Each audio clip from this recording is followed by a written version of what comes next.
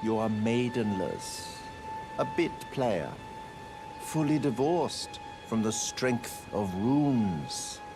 Feel free to go off and die in a ditch somewhere. Welcome to MojoPlays, and today we're gonna get good and rank every FromSoftware Souls-Borne-Shadows-Ring title. What's your favorite Souls game moment? Know of any other Souls-like games that are worth a look? Let us know in the comments below. Before we begin, we publish new content all week long, so be sure to subscribe and ring the bell to be notified about our latest videos. Otogi, Myth of Demons, and Otogi 2, Immortal Warriors. The demons have finally sensed my presence. I've bought enough time. While not true Souls games in the traditional sense, having been published long before Hidetaka Miyazaki joined FromSoftware, much of the Souls DNA can still be found in these original Xbox titles. From the tough but fair combat, a lone warrior battling legions of demons and the undead, and the non-traditional approach to storytelling, the Otogi titles laid out much of the groundwork FromSoftware would come to be known for with the Souls series many years later. While these titles never managed to take off the way future endeavors would, fans of FromSoftware games would be remiss to leave these classics out of the conversation when discussing Souls games. You have restored the essence of gold. Ki flows freely. Dark Souls 2. Perhaps you're familiar. No, how could you be? But one day, you will stand before its decrepit gate without really knowing why. The only title on this list not to be directed by series mastermind Hidetaka Miyazaki, besides the aforementioned Otogi titles, Dark Souls 2 took quite a few deviations from the original Dark Souls formula, much to the disappointment of many diehard fans of the original Dark Souls game. While not a complete misstep, Dark Souls 2 mostly did away with the original's interconnected world and was largely criticized for its lack of diversity amongst its enemies, with the majority falling under the giant suits of armor cliché. There are still many who defend Dark Souls 2 as another solid entry in the franchise, and while we agree there's not really a bad game in the bunch, when compared to the other Souls titles, it simply doesn't hit the same high bar set by those that came before and after it.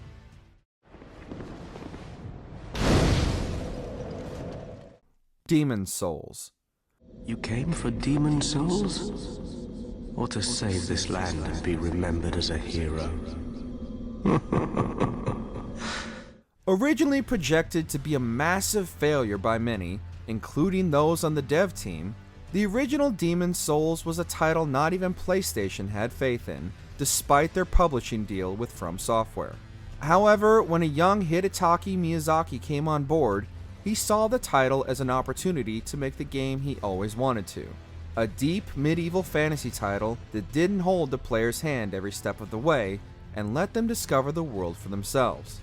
Initially, the title didn't debut well in Japan, but American audiences immediately showered the game with both critical and commercial success. Sony now had a bona fide hit on the PS3 that was unlike any other title on the market, and was even so beloved it was given a gorgeous remake treatment by Bluepoint Games as a launch title for the PlayStation 5.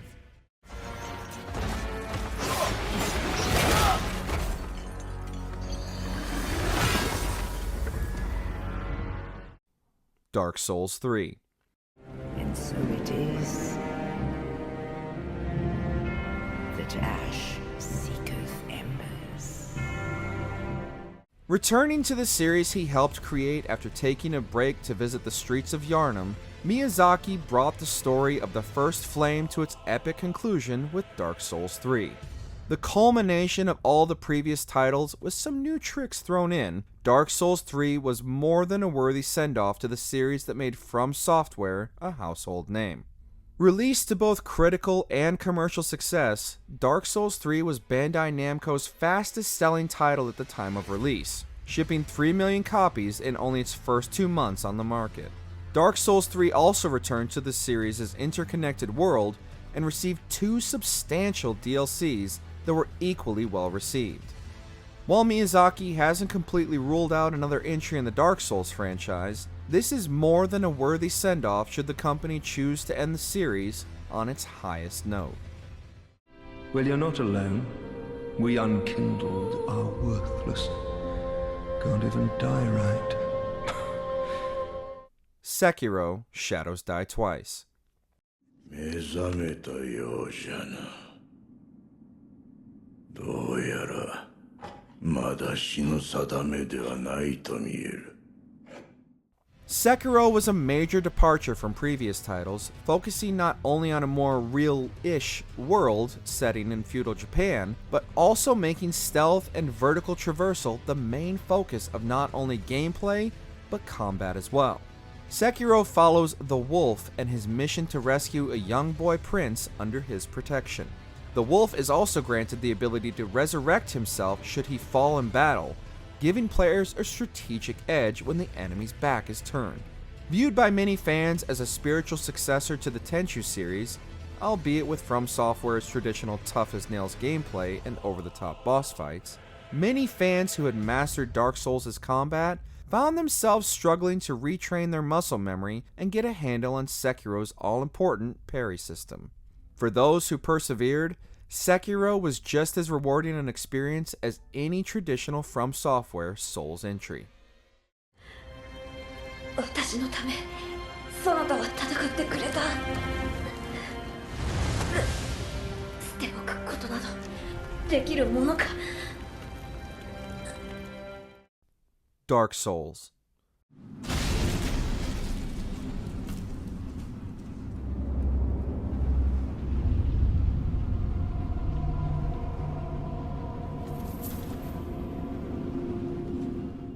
The game that put FromSoftware on the map and spawned a series of clones and copycat games known as Souls-like, the impact of Dark Souls on the gaming landscape simply cannot be understated. From its combat, world building, and even its control setup, the original Dark Souls DNA can be felt in a myriad of RPG titles that came after it. Dark Souls was lightning in a bottle and the world couldn't get enough of it.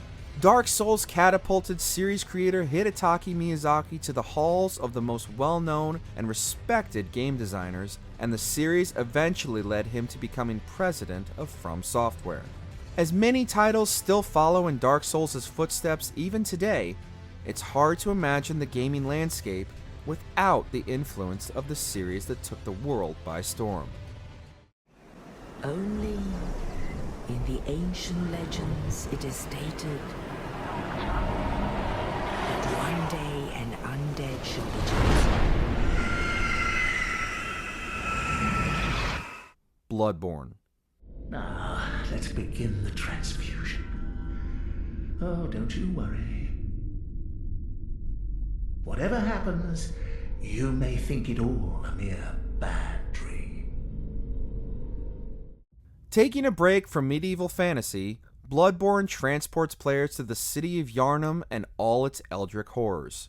To escape this gothic fantasy world, players must gather the blood of the monsters hunting throughout Yharnam and end the plague once and for all. Bloodborne's combat system is the series' most drastic change to date, forcing gamers to play more offensively than defensively. Bloodborne doesn't even feature a traditional block button. Players are encouraged to attack head-on instead, and if they are hit, are given a small window to reclaim that health should they deal enough damage to their attacker. The game's marketing also did an incredible job hiding the title's true Lovecraftian horrors, and is a world gamers are still eager to revisit, with a sequel being one of the PlayStation's most requested titles.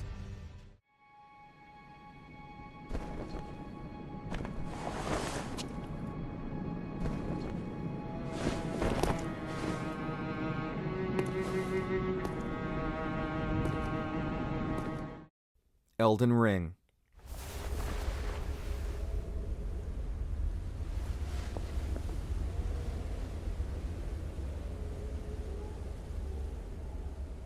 I offer you an accord.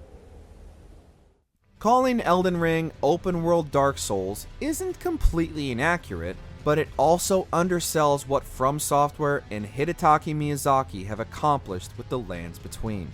In an era where players are not only bombarded with map icons and guided by hand to their destination, Elden Ring sets players loose in a world with virtually no assistance and told them to make their own path. The Lands Between is full of interesting locations and bosses just waiting to make you very familiar with the series' iconic "You Died" screen. Elden Ring not only manages to expand on everything FromSoft had done before, but also improve upon many of the open world tropes that have become so commonplace in modern gaming.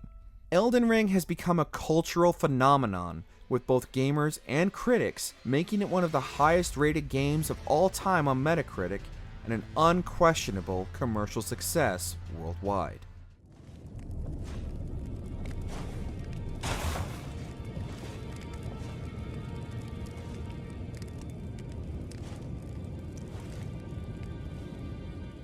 Do you agree with our picks? Don't forget to stick around and check out our other videos on MojoPlays.